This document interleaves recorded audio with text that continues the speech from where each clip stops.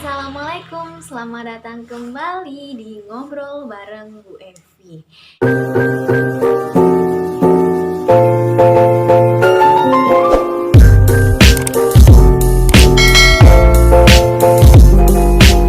Kalian masih semangat kan untuk belajar dan menaklukkan soal-soal bahasa Indonesia?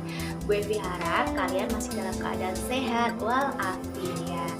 Nah, pada video kali ini Bu Evi bakal membahas tentang teks eksplanasi. Kira-kira ada yang tahu nggak teks eksplanasi itu apa dan seperti apa? Sebelum Bu Evi lanjut ke video pembahasan, seperti biasa, bagi kalian yang belum subscribe, silahkan subscribe dulu, like, komen, dan share ke teman-teman kalian. Semoga bermanfaat. Tahukah kamu apa itu teks eksplanasi? Nah, teks eksplanasi itu merupakan teks yang berisi hubungan sebab akibat dari suatu fenomena. Fenomena di sini bisa berupa fenomena alam maupun fenomena sosial. Contoh fenomena alam yakni misalkan saja pelangi, kemudian gletser, gerhana matahari, gerhana bulan, dan sebagainya. Sedangkan fenomena sosial, contohnya saja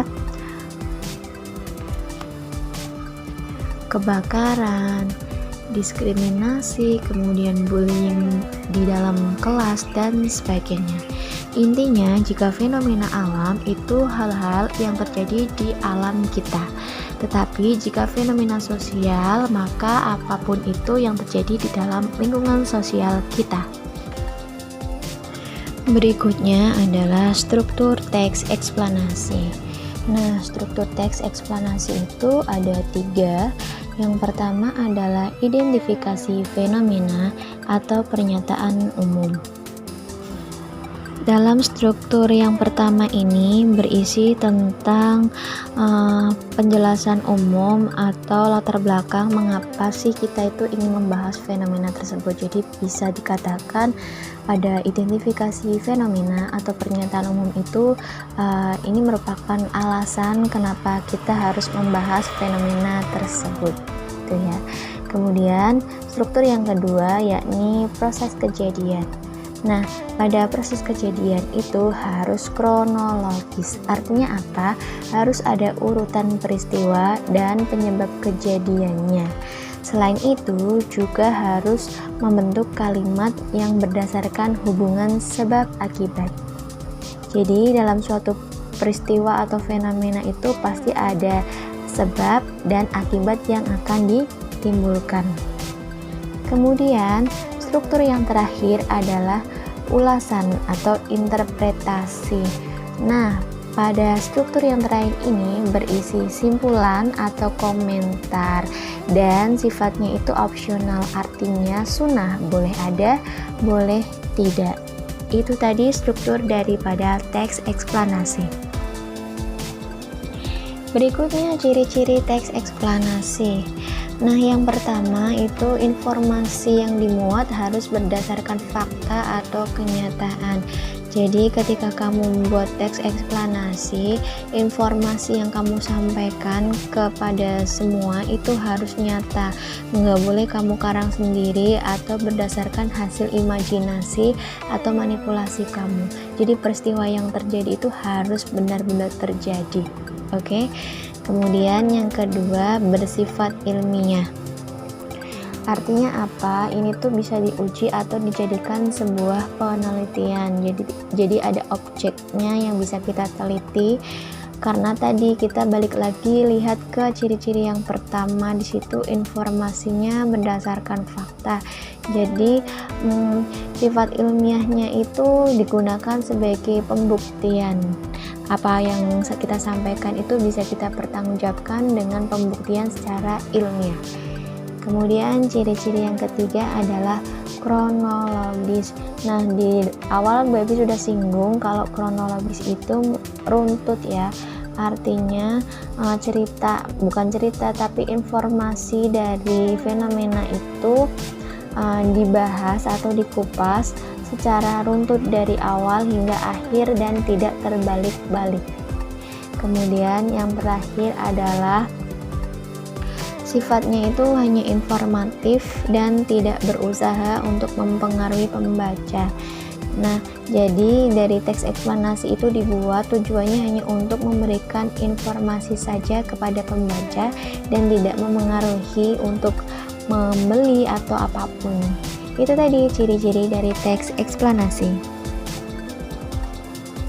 Yang terakhir adalah langkah menulis dari teks eksplanasi atau langkah-langkah menulis teks eksplanasi.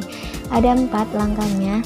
Yang pertama yang harus kamu lakukan adalah menentukan topik. Kalau kamu sudah menentukan topik, misalkan saja topik yang ingin kamu bahas itu tentang alam, nah maka kamu harus spesifikasikan alam di sini fenomenanya terjadi di kurun waktu yang apa. Misalkan saja, oh aku mau ngambil fenomena yang terjadi pada saat hujan, contohnya saja pelangi. Jadi tetap harus dispesifikasikan untuk mempermudah kamu membuat sebuah teks eksplanasi. Langkah yang kedua, menyusun kerangka teks. Nah, biar memudahkan kamu untuk menulis, jadi kamu bisa buat kerangka ya. Dimulai misalkan kamu mau buat teks eksplanasi dalam 10 paragraf. Setiap paragraf kamu harus buat dan isinya itu biasanya berkesinambungan antara paragraf 1 dengan 2. Misalkan saja dari 10 paragraf itu, paragraf pertama itu misalkan alasan kamu membuat teks eksplanasi tersebut. Dalam paragraf kedua misalkan saja pengertian dari fenomena yang telah kamu buat dan sebagainya. Jadi inti-intinya saja. Nanti setelah itu kita masuk ke langkah ketiga, yaitu mengembangkan kerangka teks. Dari kerangka yang tadi kita sudah buat hanya inti-intinya saja, nah itu baru kamu kembangkan dengan berbagai macam kalimat. Bisa saja kamu buat lebih banyak dari yang kamu targetkan di awal. Dan yang terakhir, menyunting teks eksplanasi. Nah, fungsinya ketika kamu sudah selesai membuat teks eksplanasi, kenapa harus melakukan penyuntingan? Agar ini itu tidak terjadi kesalahan. Misalkan saja yang sering kita alami adalah typo. Ya, kita itu salah ngetik lah ataupun salah penulisan. Misalkan saja setelah tanda baca titik harusnya huruf kapital, tapi di situ enggak. Nah, itu fungsi dari penyuntingan. Oke, itu tadi langkah-langkah dalam menulis teks eksplanasi. Nah, itu tadi video pembahasan tentang teks eksplanasi. Gue harap kalian sudah paham dengan penjelasan tadi ya. Dan seperti biasa, buat kamu yang pengen request materi apapun tentang bahasa Indonesia, bisa banget kok. Caranya gampang, kalian tinggal komen di kolom komentar atau DM via Instagram yang sudah Bu Evi cantumkan pada description.